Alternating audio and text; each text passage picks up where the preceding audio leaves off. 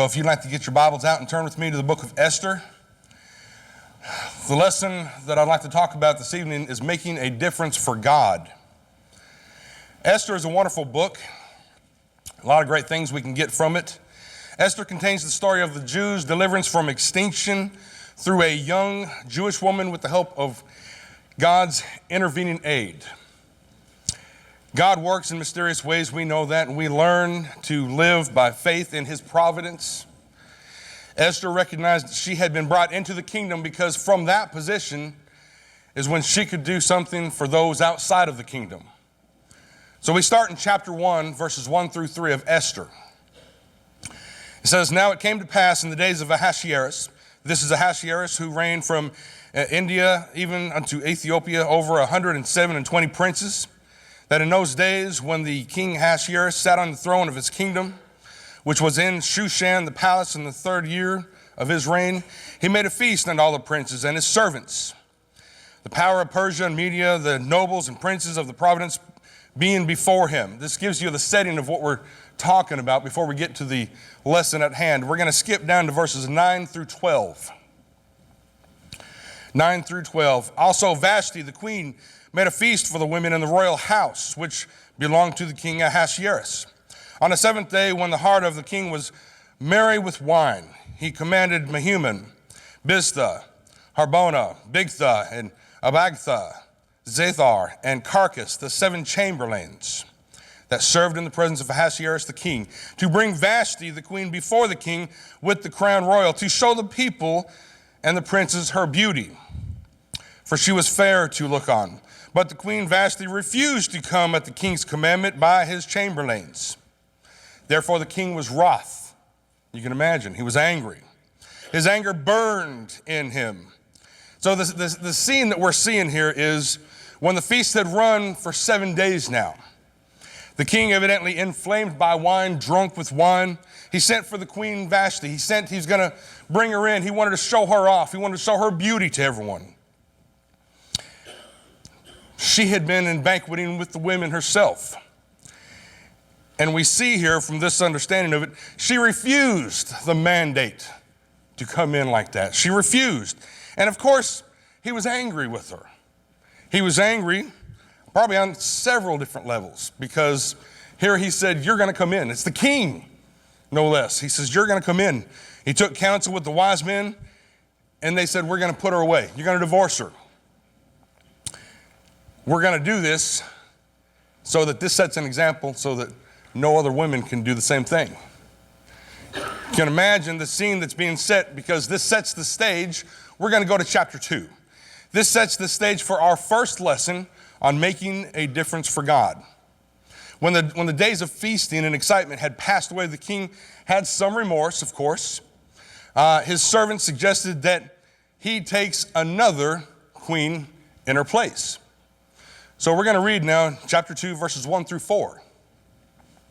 "After these things, when the wrath of King Ahasuerus was appeased, he remembered Vashti and what she had done, what was decreed against her. Then said to the king's servants that ministered unto him, Let there be fair young virgins sought for the king. And the king appointed officers in all the provinces of his kingdom, that they may gather together all the fair young virgins unto Shushan the palace, to the house of the women, under the custody of Hag the king's chamberlain, the keeper of the women, and let their things for purification be given. And let the maiden which pleased the king be queen instead of Vashti. And these things pleased the king, and so he did it." So the lesson starts here. The king issued an order for everyone in the land. He's looking for the fairest, most beautiful women to come in, going to parade them before him. He's going to find himself a new queen. All the women got to come, and the thing is with this, they got to have this beauty treatment of 12 months. What woman wouldn't love that? We keep reading now, verses 5 through 10.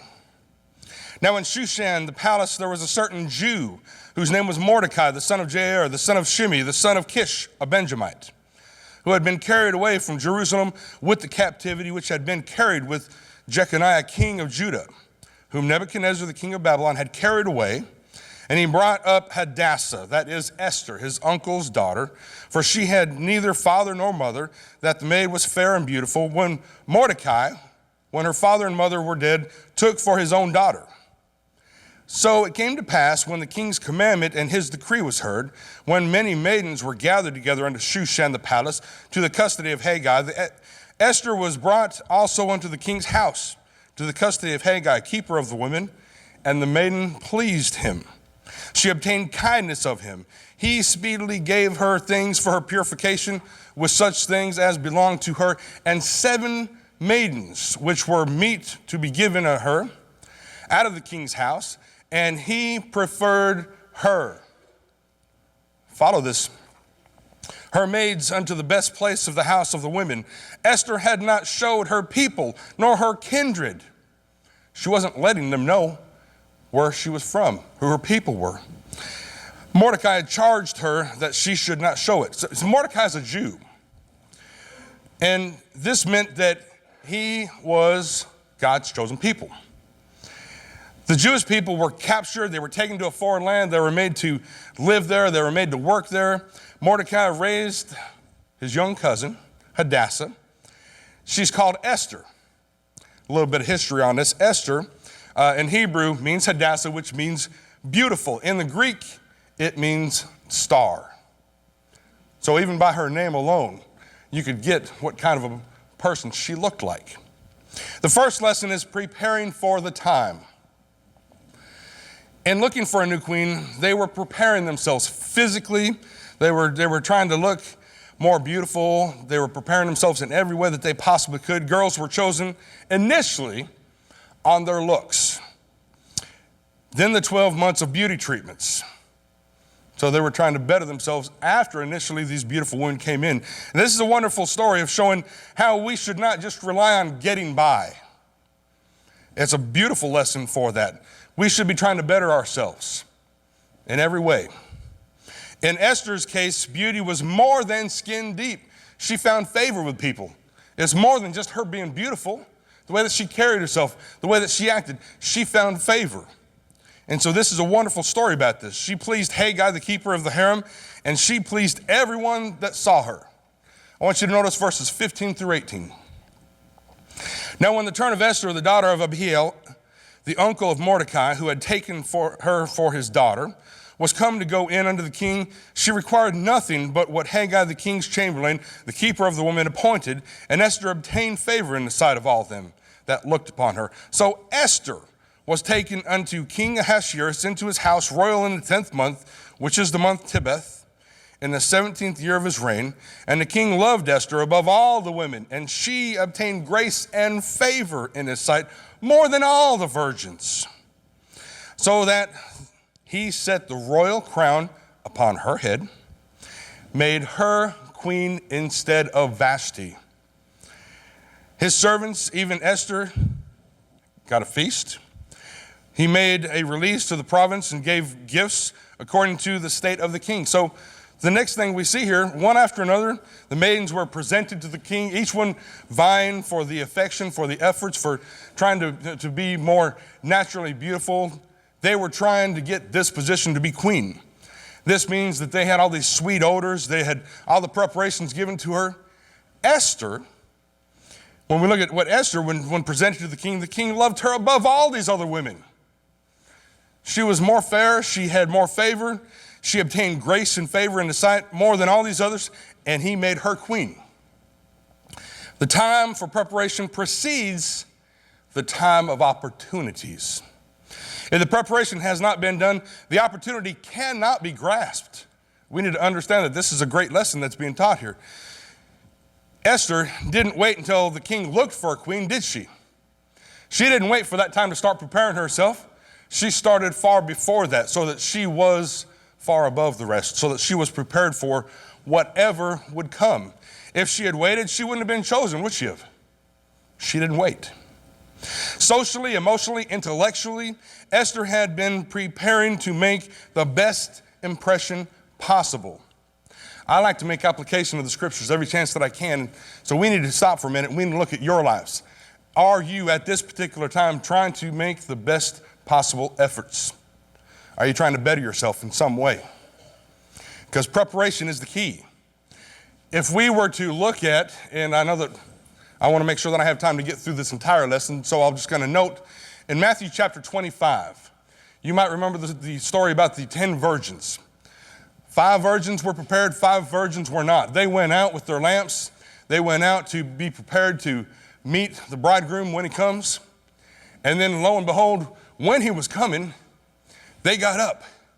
5 of the virgins were not prepared. Their lamps weren't ready to be trimmed and carry all the way through till they got there. So they had to go get ready. Does this describe us at some point? Are we ready at some point to do what we need to? Or are we going to try to wait till the last minute to get ready, to get prepared? See, they urgently needed to help get ready to meet the Lord, to get oil, as the story goes about it. The bridegroom came, the Lord is pictured as returning. They didn't know when. We don't know when the Lord's coming back. We must be prepared at all points. It will be too late to be prepared after he comes. So if we're prepared, we will be ready not only for the Lord's return, but for whatever may happen. Let me say this. Prepare for problems in marriage, because they will come up, won't they? Husbands and wives, you guys understand that. We must prepare to handle teens at early age, because teens will grow up and have problems, won't they? We need to prepare for sickness while we are well, because we will get sick. Prepare for God's opportunities, so if we are prepared, we will recognize the opportunities and be ready to seize them when they come. This is what we're learning from this story here. We're going to go to chapter 3 next. And in chapter 3, we're introduced to Haman. He's brought into the scene here. He's looked down upon all the Hebrews to this day. When his name is mentioned, even now with the Orthodox Jews, they spit and they curse. His name doesn't mean anything. So as we describe this type of person, you can get that into your minds when we start looking through Esther chapter 3, verses 1 and 2. After these things did King Ahasuerus promote Haman the son of Hammedatha, the Agagite, and advanced him and set his seat above all the princes that were with him. All the king's servants that were in the king's gate bowed and reverenced Haman, for the king had so commanded concerning him. But Mordecai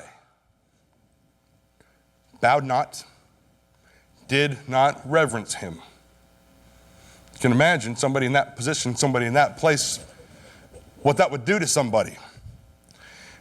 Agag was a name given to the kings of Amalek, the people against whom the Lord indignation forever.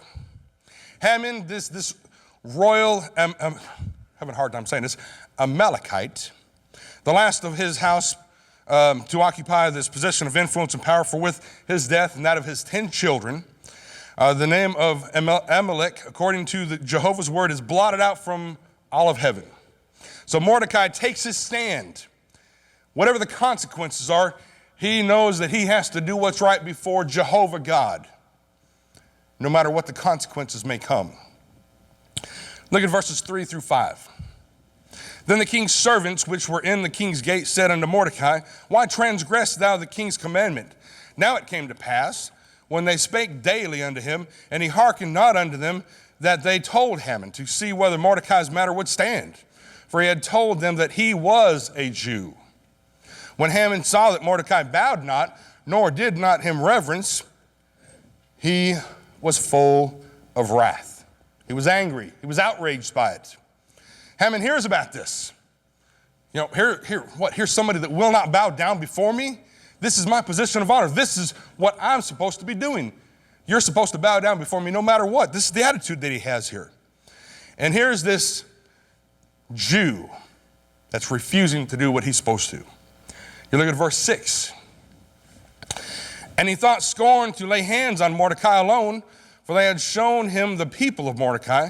Wherefore Haman sought to destroy all the Jews that were with that throughout the whole land of Ahasuerus, even the people of Mordecai. Not only did he have rage against Mordecai, this one Jew, his rage went beyond that. All of the Jews in the land. He says, that's not right. I'm going to eradicate the problem all the way through. And so he sets out with this course of action. His scheme for the annihilation of the Jews race was something deeper than that. Wasn't the devil behind that? Satan working through him? You know, Satan's real. Satan's good at his job. We can't give him a hold on anything. His hatred for Mordecai turned into this full, long year following, trying to eradicate the Jews. Haman loses no time. He immediately summoned the king's scribes and issues this proclamation, seal it with the king's ring. We're going to look at verses 13 and 14. And the letters were sent by post into all the king's provinces to destroy, to kill, to cause to perish all Jews, both young and old, little children, and women in one day, even unto the 13th day of the 12th month, which is in the month Adar, to take the spoil of them for prey.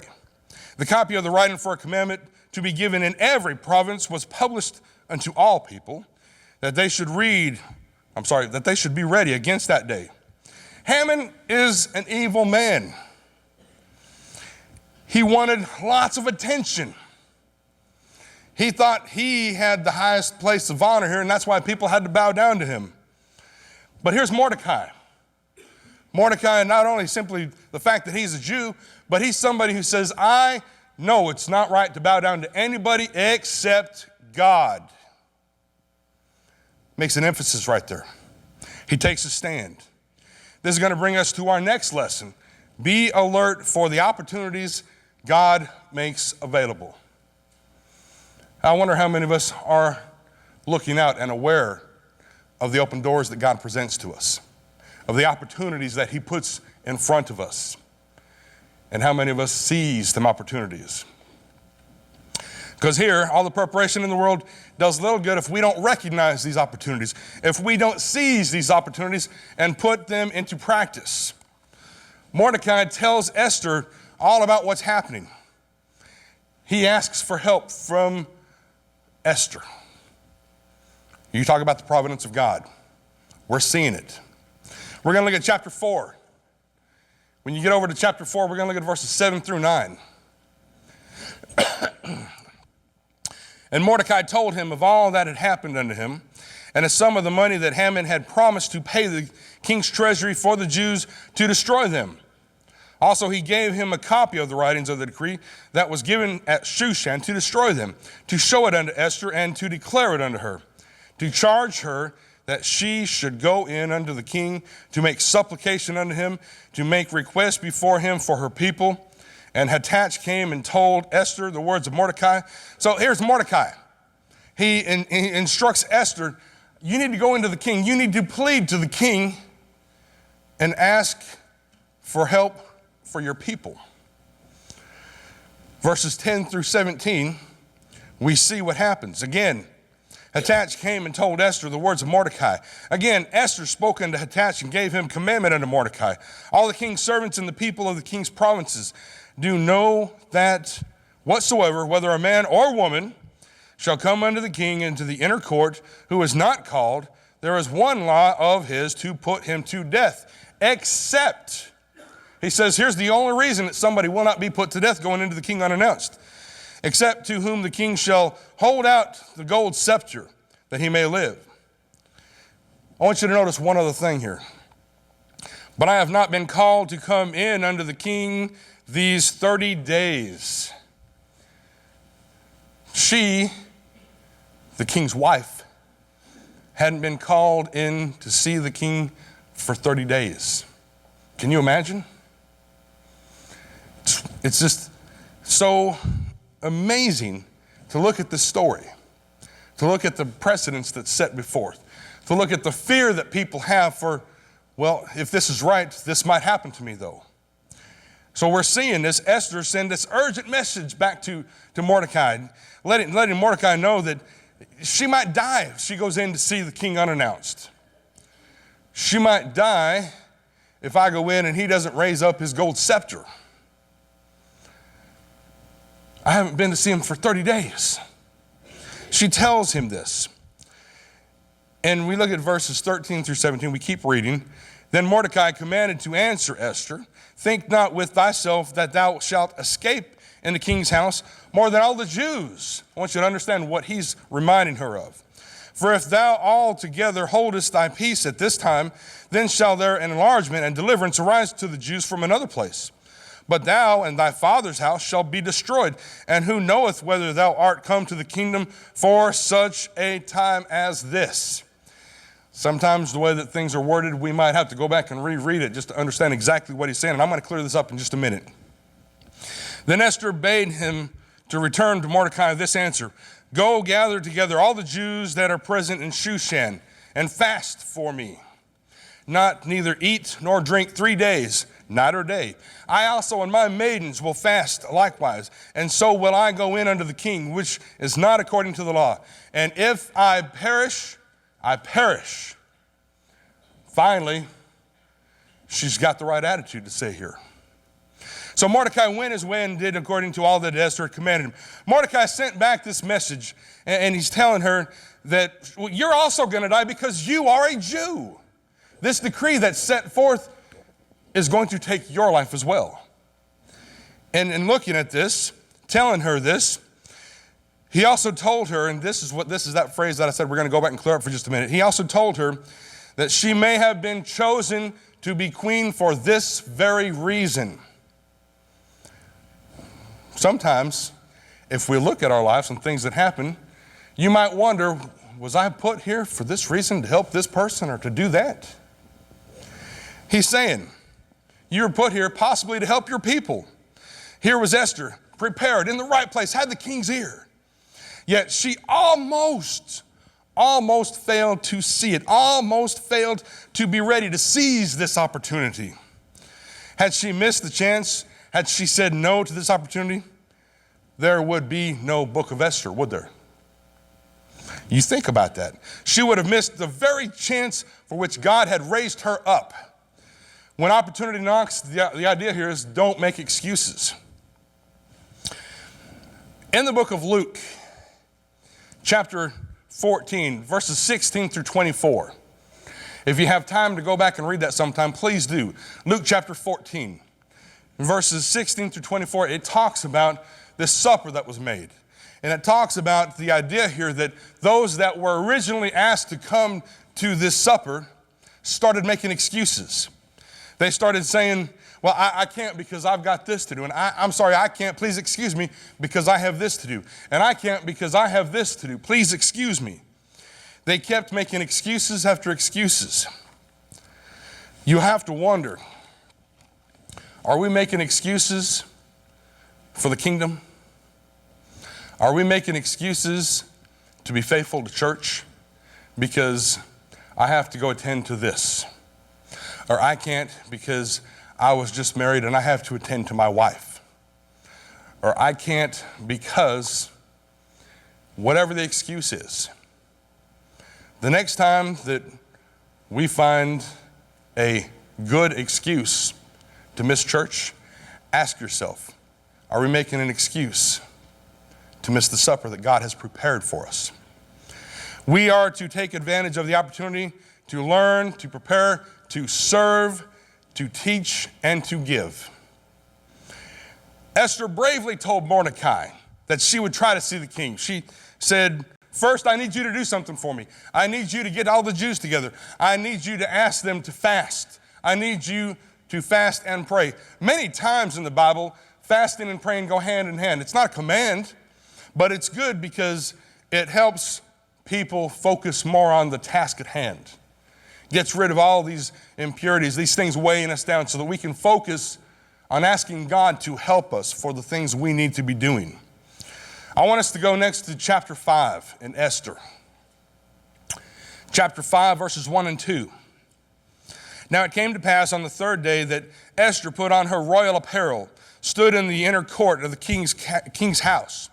Over against the king's house, the king sat upon his royal throne in the royal house over against the gate of the house, and it was so. When the king saw Esther, what did he do? If you read and you see what he did, he saw her standing in the court. She obtained favor in his sight. He raised the king's scepter. She ran over. She touched it. And it gave her the opportunity to be there. She gained favor being in his sight. He asked next, well, what would you have? He's saying that he's ready to give her just about anything she would ask for. And yet what she does is she replied by asking for a banquet first, asking for a banquet. And at that banquet, I will ask you for what I need. Haman's hatred for Mordecai raged on. If you keep reading through this chapter and on into chapter 6, we see that it raged on. But if you look at verse 14 of the same chapter we're in, then said Zeresh, his wife, and all his friends unto him, let a gallows be made of 50 cubits high, which is 75 foot high, by the way. And tomorrow speak thou unto the king that Mordecai may be hanged thereon. Then go there and merrily with the king into the banquet. And the thing pleased Haman, and he caused the gallows to be made. However, if we were to keep reading and understand the scriptures teach, that same night the king could not rest, could not sleep. He had this restlessness about him. So he gave an order for the court recorder to come in and to read to him of the things that were recorded there. In it, he learned that Mordecai had helped save the king. If you were to back up and you were to go to chapter 2, verses 21 through 23, you'll see there that a plot was made to kill the king. Mordecai was made aware of this. He brought this thing to light. And so that never happened. When we keep reading, we get down to chapter 6, verses 6 through 10. We're going to see the events of that.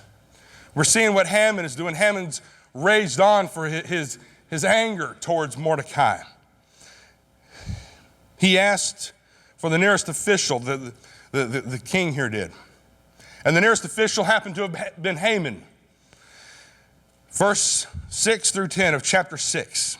So Haman came in, and the king said unto him, what shall be done unto the man whom the king delighteth to honor? Now Haman thought in his heart, to whom shall the king delight to honor more than myself? See the arrogance once again that he's saying here. And Haman answered the king, for the man whom the king delighteth to honor, let the royal apparel be brought, which the king useth to wear, the horse that the king rideth upon, the crown which is set upon his head, let his apparel and the horse be delivered to the land of one of the king's most noble princes, that they may array the man with all whom the king delighteth to honor, and bring him on horseback through the street of the city, and proclaim before him, thus shall it be done to the man whom the king delighteth to honor. This is Haman's response to him in the arrogance of thinking, well, he's talking about me. He's going to honor me. Well, this is what I would want. This is what you need to do. And if you keep reading, notice then the king said to Haman, make haste and take the apparel and the horse, and thou hast said, and do even so to Mordecai the Jew. Oh, can you imagine? He was already enraged about all this. Can you imagine what his thought was next? He is telling him, let him do this to Mordecai the Jew. Sitteth at the king's gate, let nothing fail, and all have spoken unto him. So Haman selfishly thought the king was talking about him. He didn't get the response that he wanted. At Esther's banquet, Esther asked the king to let her live. Remember that decree that was set? All the Jews were going to be killed. So she asked that she be able to live, that her people be able to live. She explained that her people were going to be totally eliminated because of Haman. We get to chapter 7. In chapter 7, we look at verses 6 through 10. And Esther said, the adversary and enemy is the wicked Haman. Then Haman was afraid before the king and the queen. And the king, arising from the banquet of wine, in his wrath went into the palace garden. Haman stood up to make request for his life to Esther the queen. For he was that there was evil determined against him by the king. Then the king returned out of the place of the garden, into the place of the banquet of wine. Haman was fallen upon the bed whereon Esther was. Then said the king, I want you to read carefully what he says. Then said the king, will he force the queen also before me in thy house? As the word went out of the king's mouth, they covered Haman's face, and Harbonah, one of the chamberlains, said before the king, behold also the gallows 50 cubits high that he was making for Mordecai to be hung on, who had spoken good for the king, standing in the house of Haman. Then the king said, hang him on them gallows. He made his own instrument of death, didn't he? Literally. In his rage, he did it. In his pride, he did it. Couldn't see past that. We see one of the king's servants told the king about the platform Haman was making. The king ordered Haman to be hung on it. That same day, Esther pleaded the king that her people be saved. And the king gave a command that all the Jews could gather together and fight anyone who tried to kill them. God was with his people, wasn't he? Teaches us this in the story. God was with his people.